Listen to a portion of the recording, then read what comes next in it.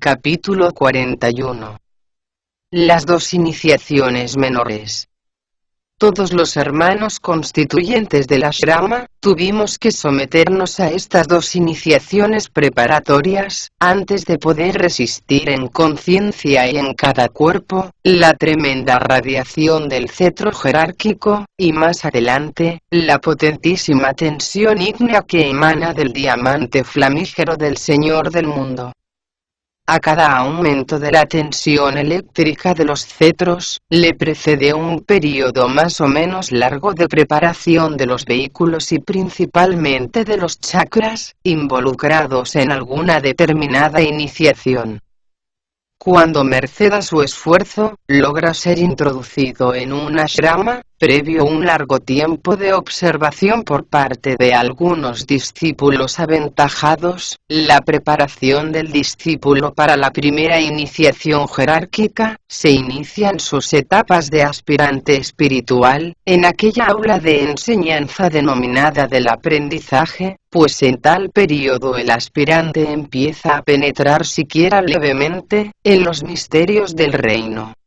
Cuando merced a su esfuerzo, logra ser introducido en un ashrama, previo un largo tiempo de observación por parte de algunos discípulos aventajados, la etapa de experiencia empieza en el aula del conocimiento, y ciertas fases previas de entrenamiento místico le son facilitadas. Finalizadas estas, le son otorgadas sucesivamente las dos iniciaciones, llamadas menores o preparatorias para la primera iniciación jerárquica, mediante la cual queda estrechamente vinculado con la gran fraternidad blanca, o jerarquía espiritual que guía los destinos de nuestro planeta. Estas dos iniciaciones preparatorias suelen otorgarse en el propio ashrama, y es el propio maestro, o a veces un Swan de rayo, quien utiliza el cetro de poder jerárquico cedido en tales ocasiones por el Bodhisattva. Suelen administrarse en grupo, y aunque no se les exige todavía ningún juramento a los candidatos, sí se les exige formalmente la promesa de que su comportamiento social estará siempre de acuerdo con los santos designios de la logía oculta. Estas dos iniciaciones preparatorias son absolutamente necesarias, como en su época fueron absolutamente necesarias las dos primeras razas raíces, la polar y la hiperbórea, cuyas cualidades etérica y semietérica fueron descritas en páginas anteriores. Lo más interesante de las iniciaciones preparatorias es su relación con las dos primeras razas humanas, cuyo proceso histórico han de seguir los candidatos, para poder aprovechar cumplidamente la experiencia psicológica que las mismas destilan. En la primera iniciación preparatoria, se le muestra al candidato el proceso histórico que se extiende desde la primera subraza de la raza polar hasta la séptima, constituyendo este recorrer del camino de las razas, una preparación necesaria que le abre al candidato el estímulo vital del conocimiento superior. En la segunda iniciación preparatoria, el candidato, o grupo de candidatos, perciben el período histórico que va de la primera subraza de la raza hiperbórea, y pueden contemplar en síntesis este período histórico, aprendiendo entre otras muchas cosas, el proceso absolutamente científico, que por un maravilloso sistema de condensación del éter utilizado por ciertas jerarquías débicas, el éter primordial de los primeros subplanos etéricos del plano físico, es sometido a un proceso de condensación, que le convierte en materia gaseosa, más adelante líquida, y finalmente en sustancia densa. Los detalles de estas dos iniciaciones son muy simples, y se imparten en grupo.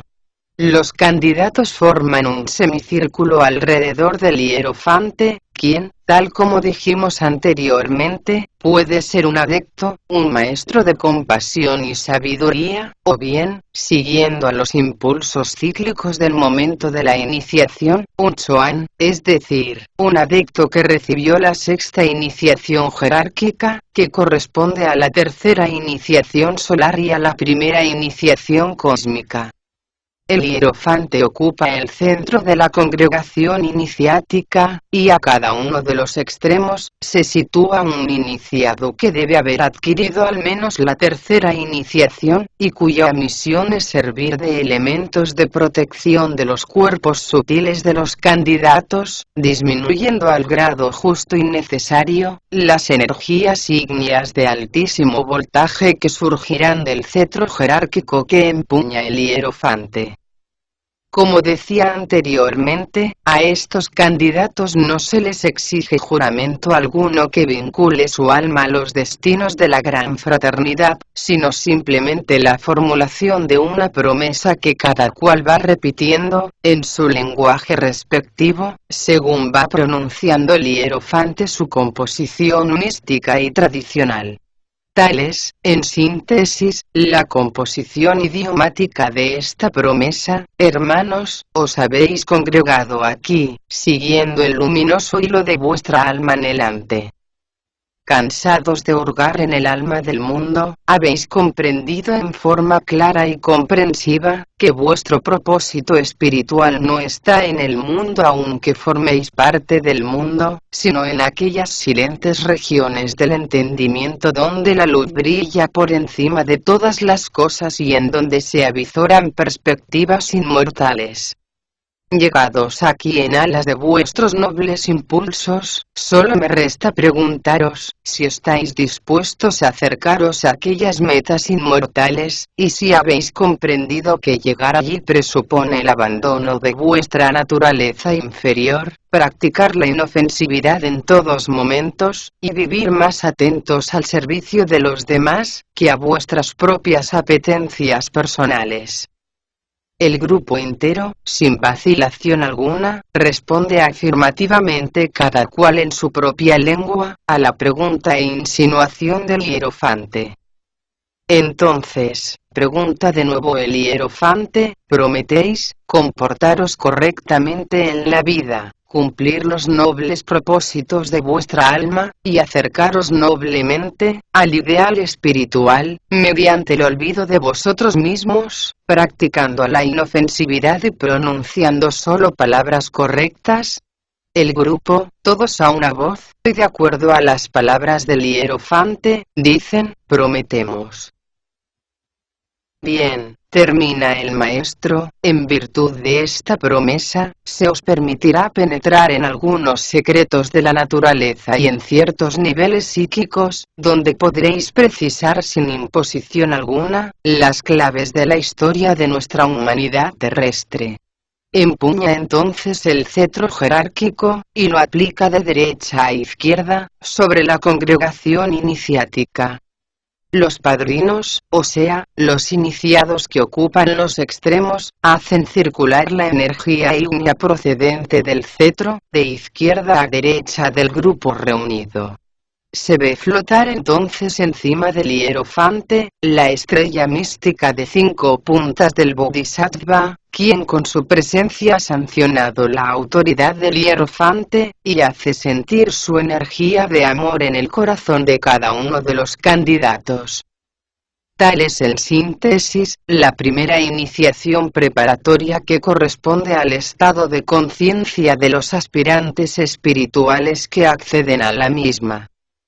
La segunda iniciación menor o preparatoria, no difiere mucho del acto iniciático de la primera, salvo que la potencia mágica del fuego ígneo que surge del cetro, es mucho mayor, y que el hierofante ha de ser un Chuan de rayo, y los padrinos 2 adeptos, o maestros de compasión y sabiduría.